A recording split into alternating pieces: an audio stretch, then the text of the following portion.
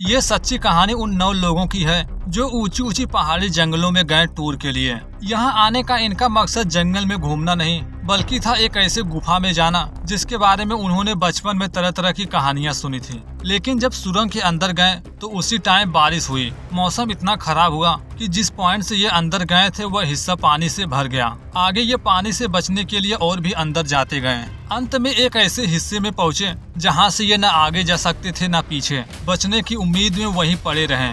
1 से 2, 2 से 3 हफ्ते हो गए, ना उन्हें कोई बचाने आया ना ही वे बाहर निकल पाए।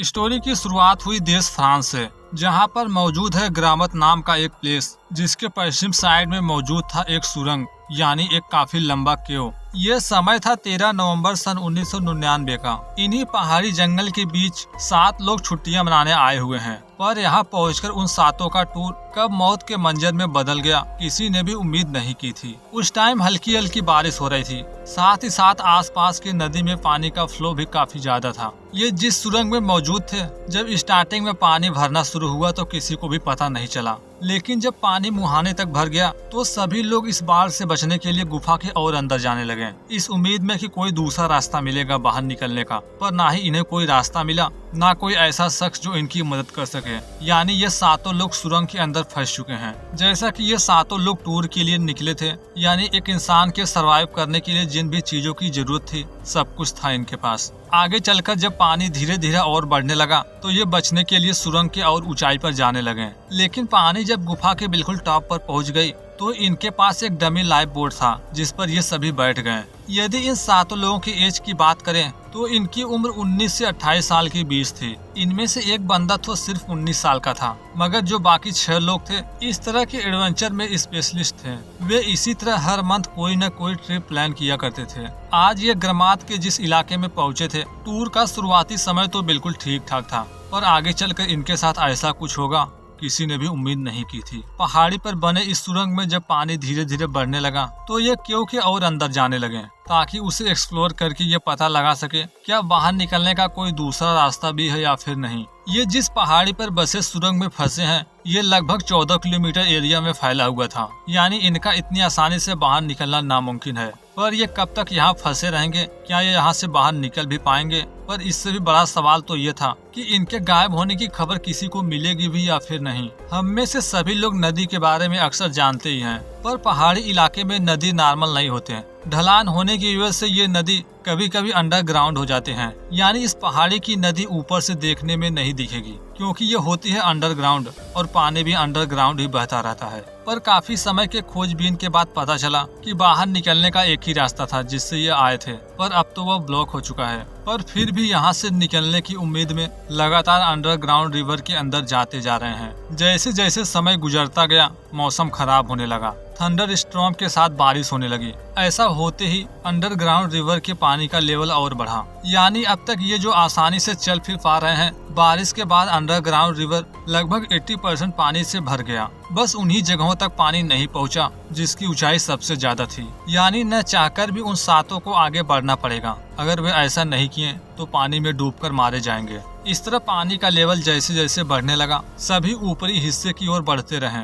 यानी उन 7 लोगों के फैमिली वालों को उनके लापता होने की खबर मिल चुकी है। उन्हें पहले से पता था कि वे लोग गए हैं उस गुफा में ही, यानी अब उन्हें बाहर निकालने की जिम्मेदारी केव रेस्क्यूअर को दी गई, जो फ्रांस की सबसे एक्सपीरियंस रेस्क्यू टीम में से एक है। मैप की हेल्प से जब उस गुफा को स्टडी किया गया तो पता चला बारिश के टाइम वह जगह बहुत ही खतरनाक है। ऊंचाई होने की वजह से पानी फुल स्पीड से अंदर भरेगा, ऐसे में उन्हें बाहर निकालना आसान नहीं होगा। फिलहाल पहला दिन भी खत्म हो चुका था। इस तरह अब उन्हें अंदर फंसे हुए हो चुके हैं पूरे 19 घंटे। 7 लोग हर समय प्रॉब्लम का सामना कर रहे थे। पहला था गुफा में बढ़ता पानी, दूसरा था उसका तापमान जो है 10 डिग्री सेल्सियस, यानी लगातार ठंडे पानी में रहना मुश्किल है। जब ये गुफा की बिल्कुल ऊपरी हिस्से पर पहुँचे जहाँ से न हवा अंदर आ सकती है न जा सकती थी बाहर, साथ ही साथ एयर प्रेशर भी टाइट हो रहा है। इसका मतलब साफ था यदि ये वहीं पर ज्यादा समय तक रहें तो जल्द ही वहाँ की हवा कार्बन डाइऑक्साइड से भर जाएगी। फिर जो ये कार्बन डाइऑक्साइड बाहर निकाल रहे हैं, न चाहकर भी उनका शरीर उसे ही ग्रहण करेगा।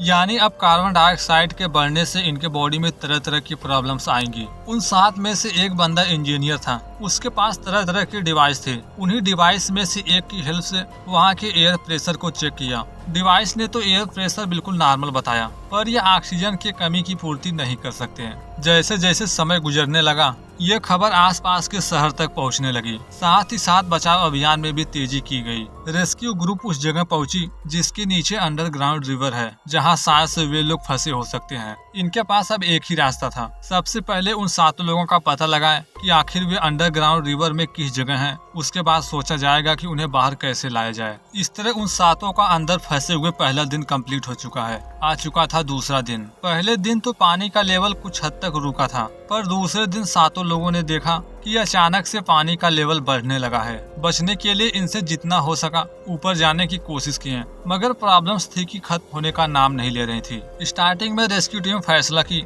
हम अंडरग्राउंड रिवर की हेल्प से ही उनका पता लगाएंगे, पर इसमें बहुत रिस्क था। आगे चलकर वे जो कुछ भी करने वाले थे, पर अभी सबसे बड़ी प्रॉब्लम थी उन 7 को, जिनके पास अब जरूरत के कुछ ही सामान बचे हुए हैं। जो भी हैं, दोपहर होने के बाद जब खाने के सामान को बाहर निकाले तो उन्होंने देखा कि हमारे पास बहुत ही कम फूड सोर्स बचा है। सभी लोगों ने फैसला किया हमारे पास जितना भी फूड सोर्स है आपस में मिल बांट कर खाना होगा। इस बात का भी ध्यान रखा जाए कि जितना हो सके जरूरत से कम इस्तेमाल करें, ताकि ये ज्यादा से ज्यादा समय तक सरवाइव कर पाए। अब तक लोकल एक्सपर्ट पहाड़ी की बेस तक पहुंच चुके थे। अंदर जाने का वही एक रास्ता था जिससे वे 7 लोग गए थे, पर वह केव इंटरेस्ट पानी से भर चुका था। आगे जांच के बाद पता चला उसके अलावा 4 ऐसे पॉइंट थे जिनकी हाइट काफी ज्यादा थी, यानी उन्हीं 4 हिस्सों में किसी न किसी एक में उनके मिलने की संभावना सबसे ज्यादा थी। पर एग्जैक्ट वे किस हिस्से में होंगे ये पता लगाना मुश्किल है। यही सबसे चैलेंजिंग काम भी था उनका। जैसा कि उन 7 के अंदर फंसे हुए लगभग 3 दिन होने वाले थे, इस हिसाब से अगर देखा जाए तो रेस्क्यू ऑपरेशन बहुत ही स्लो चल रहा था, जबकि अंदर फंसे हुए लोग बढ़ते पानी के बीच बड़े मुश्किल से सरवाइव कर रहे थे। पानी जैसे जैसे ऊपर बढ़ता था, ये लगातार ऊंचे प्लेस की तलाश में इधर उधर भटकते रहते थे। आगे चलकर पानी जब गुफा के छत तक पहुंचने लगा तो 7 लोग जान बचाकर वापस से मुहाने की ओर भागे। आखिरकार वे दूसरे पॉइंट पर पहुंचे जिसके ऊपर काफी बड़ा स्पेस था, यानी वे वहां रुक सकते हैं, जहां उम्मीद थी कि वहां पानी भरने में काफी लंबा समय लगेगा। ये उनके रहने के लिए काफी बड़ी गैलरी थी, लेकिन उन्हें बाढ़ से बचना है तो बिल्कुल हाईएस्ट पॉइंट पर जाना होगा। मगर अपर गैलरी तक पहुंचने में बहुत सारी प्रॉब्लम्स आ रही थी। पहला तो यही था कि बीच में रास्ते इतने सकरे थे कि बोट के साथ आगे बढ़ना बहुत ही मुश्किल हो रहा है, पर फिर भी सरवाइव करने के लिए सभी चुनौतियों से लड़ रहे थे। जहाँ से ये वापस लौटते थे, यहीं से थोड़ा और आगे गए होते तो ये क्ले डू वुड तक पहुंच जाते, जिसका खाली स्पेस लगभग 2 किलोमीटर ऊपर तक था। वहीं दूसरी ओर रेस्क्यू हेडक्वार्टर में सभी लोग ये पता लगाने में लगे थे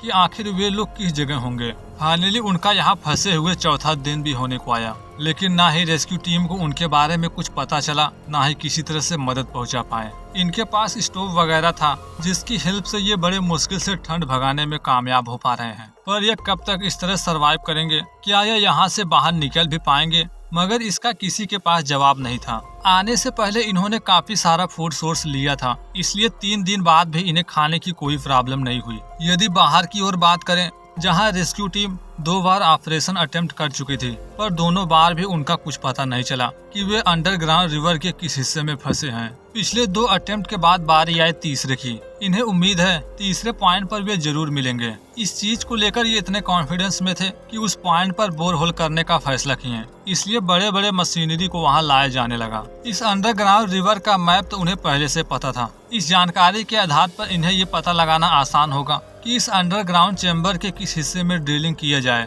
जहां से रेस्क्यू टीम अंदर जाकर उनका पता लगा पाएंगे। फाइनली ड्रिलिंग का काम जोरों शोरों में शुरू हुआ। यहाँ पर 2 टाइप्स की ड्रिलिंग मशीन ड्रिल कर रही थी, जिनमें से एक ड्रिलिंग मशीन इतना बड़ा सुराख करेगा जहां से एक इंसान आसानी से अंदर जा सकेगा, जबकि दूसरे से माइक्रोफोन वगैरह भेजकर ये पता लगाने की कोशिश करेगा कि वे किस जगह होंगे। इस तरह ड्रिलिंग का काम दिन रात दोनों टाइम चलता रहा। सेम टाइम कुछ रेस्क्यू टीम गुफा के मुहाने से अंडरग्राउंड अंदर जा रहे थे। इस तरह सारी कोशिश चलती रही, समय भी बीतता रहा पर उनका कुछ भी पता नहीं चल सका। फाइनली आ चुका है छठा दिन। सातों लोग पिछले 6 दिनों से इस काल कोठरी जैसी जगह पड़े पड़े बिल्कुल हिम्मत खोने लगे। उनमें से वो बंदा जिसकी उम्र थी मात्र 19 वर्ष, उसने अब बचने की उम्मीद भी छोड़ दी। पर बाकी लोग थे जो उसे बता रहे थे कि हमें इस तरह हार नहीं मानना चाहिए, हमें आखिरी सांस तक लड़ना होगा, हो न हो रेस्क्यू टीम हमें जरूर ढूंढेगी। दोपहर के टाइम ये बैठे ही थे कि अचानक से पानी के गड़गड़ाने की आवाज सुनने को मिली।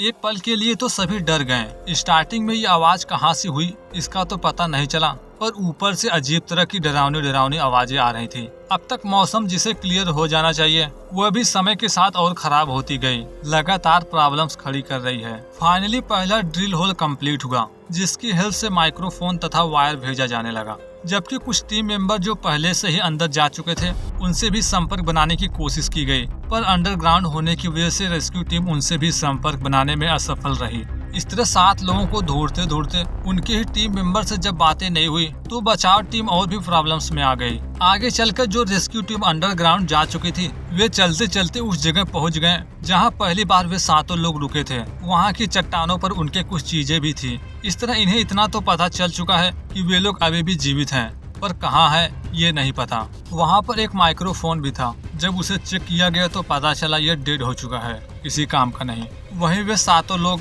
अब खुद से बचने की उम्मीद खो दिए, जहाँ पर थे वहीं पर रुके रहे। पर उन्हें कहाँ पता रेस्क्यू टीम अभी भी उन्हें ढूंढने की पूरी कोशिश कर रही है, साथ ही साथ बाहर लाने के लिए ड्रिलिंग भी किया जा रहा है। पर एक सवाल तो सभी के जहन में था, क्या इनकी कोशिश कारगर साबित होगी, ये यहाँ से निकल भी पाएंगे? इस तरह छठा दिन तथा रात भी खत्म हुआ, यानी आज है 7वां दिन। नीचे फंसे हुए उन 7 लोग डिहाइड्रेशन तथा हाइपोथर्मिया से पीड़ित थे। अब तक इनके पास जो भी खाने पीने का सामान था लगभग खत्म हो चुका है। पास में कंबल वगैरह थे, उसी से बॉडी ढके हुए हैं। अब तक उनके गायब होने की यह स्टोरी इंटरनेशनल स्टोरी बन चुकी थी। देश दुनिया की नजर उन रेस्क्यू टीम पर थी जो उन्हें बाहर निकालने की कोशिश कर रहे हैं। पर बाहर निकालना तो दूर की बात, अभी तो इन्हें पता ही नहीं चला वे अंडरग्राउंड किस जगह पर हैं, उनका लोकेशन है क्या। जैसे जैसे वक्त गुजर रहा था ड्रिलिंग टीम की भी परेशानियां बढ़ने लगे, क्योंकि वे कोशिश तो कर रहे थे पर उनकी हर कोशिश नाकामयाब साबित हो रही थी। अब तक इन्होंने लगभग 3 सुरंग तैयार कर लिए थे।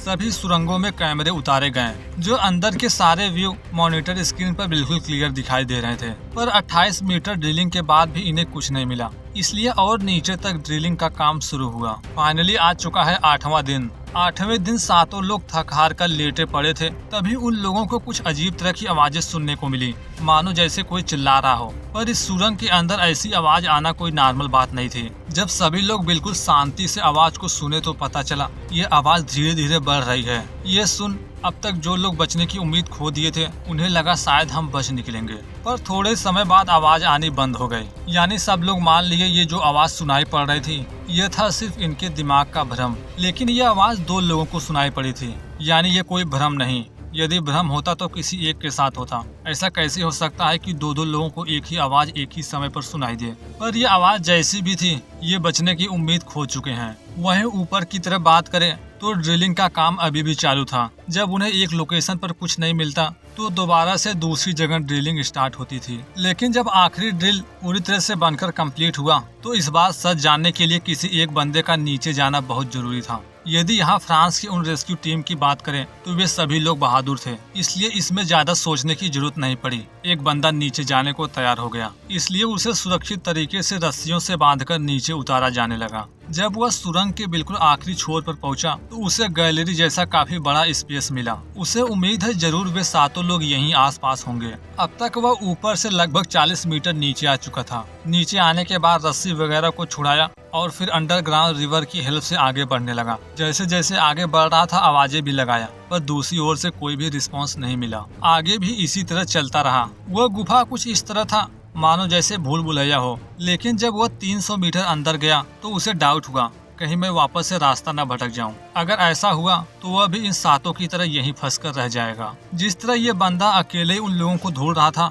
इसी तरह जो 2 रेस्क्यू टीम पहले ही निकली थी वे अभी भी उन्हें ढूंढ रहे हैं। आवाज भी लगाई गई, मगर वे किस कोने में थे किसी को नहीं पता। आगे चलकर जो बंदा बोरहोल की मदद से अंदर गया था वह शाम होने से पहले वापस लौट आया। इस तरह 8वां दिन तथा रात भी खत्म हुआ। आ चुका है 9वां दिन। आगे चलकर ये रेस्क्यू टीम इसी तरह जारी रखने वाले थे, पर ये एक ही बंदे को ज्यादा समय तक अंदर रहने नहीं देना चाहते। इस तरह पहले के आने के बाद दूसरे बंदे को अंदर भेजा जाने लगा। इस तरह वापस से रेस्क्यू मिशन शुरू हुआ, जबकि 2 बंदे जो पहले ही गए थे अंदर, उनकी खोज अभी भी जारी है। 9वें दिन की सुबह 8 बजे जब वे चिल्लाते हुए आगे बढ़ रहे थे तो उन 7 लोगों को उनकी आवाज सुनने को मिली थी। इस बार भी कुछ लोगों को लगा शायद ये इनके दिमाग का भ्रम है, पर जब बिल्कुल शांति से आवाज को सुना गया तो इन्होंने पाया यह इंसान की आवाज है, न किसी चट्टान के गिरने पड़ने की। इस तरह सभी लोग बहुत ही खुश हुए। अंत में ये लोग भी अपनी तरफ से आवाज लगाएं। थोड़ी देर में वे दोनों लोग उन तक पहुंच गए।